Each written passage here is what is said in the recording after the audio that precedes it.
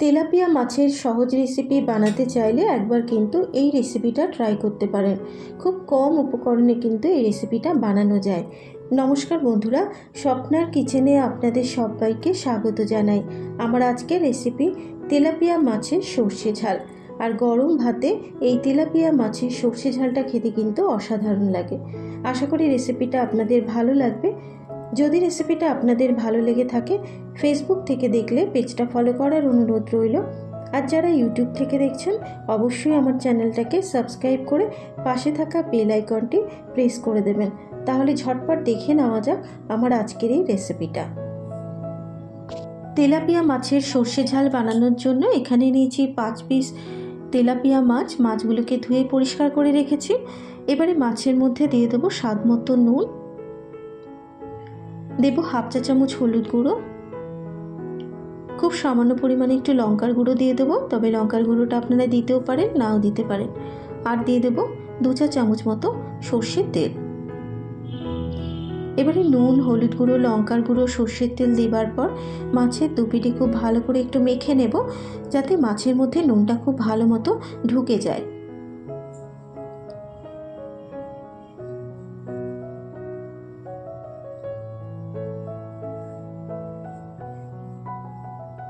প্রত্যেকটা মাছ মেখে নেবার পর এভাবে মাছগুলোকে 10 থেকে 15 মিনিট সময় ধরে একটু রেখে দেব।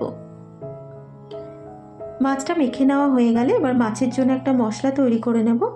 নিচে এখানে একটা মিক্সিং জার। এবার এই মিক্সিং জারের মধ্যে দিয়ে দেব 2 চা চামচ সাদা সর্ষে আর দিয়ে দেবো 2 চা চামচ কালো সর্ষে।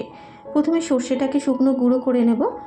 আজকে 2 রকম সর্ষে দিয়ে কিন্তু আমি রান্নাটা করছি। আপনারা চাইলে যে কোনো একরকম সর্ষে দিয়ে কিন্তু রান্নাটা করতে পারেন। প্রথমে সর্ষেটাকে গুঁড়ো করে নেবার পর এবার এর মধ্যে আমি দিয়ে দেব হাফ চা চামচ মতো নুন, দেব 5-6টা কাঁচা লঙ্কা, দেব কয়েক টুকরো আদা আর দিয়ে দেবো সামান্য পরিমাণ একটু জল।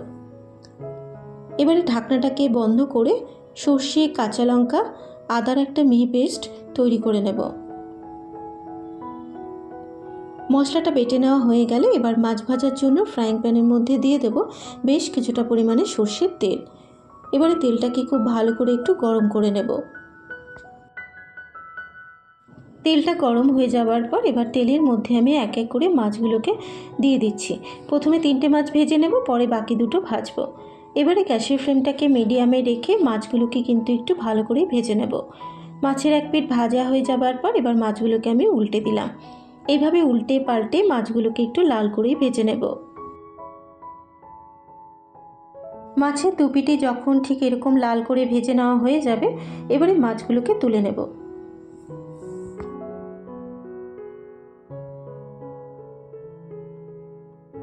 তিনটে মাছ ভেজে তুলে নেবার পর ওই একই তেলে বাকি মাছগুলোকেও ভেজে নেব।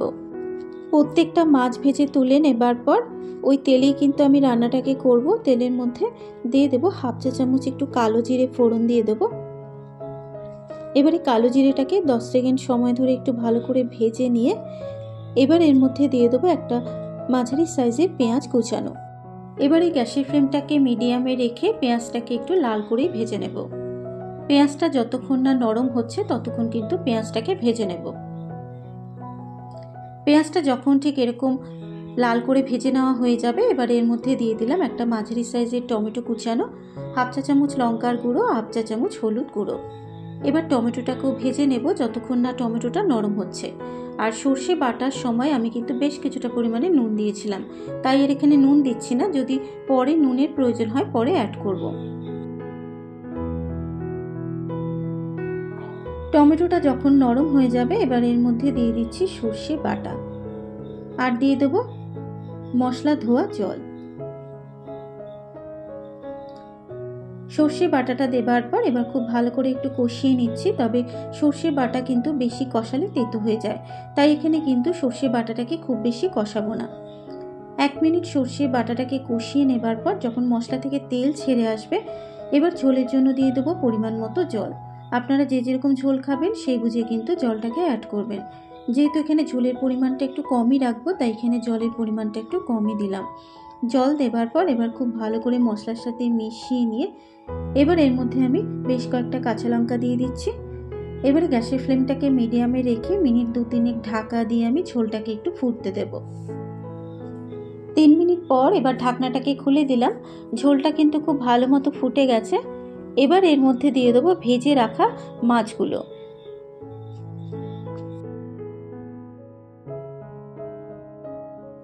মাছগুলো ঝোলের মধ্যে দেবার পর এবার মাছগুলোকে ঝোলের সাথে একটু উল্টে পাল্টে মিশিয়ে নেব। এইভাবে প্রত্যেকটা মাছ ঝোলের সাথে খুব ভালো করে একটু মিশিয়ে নিতে হবে।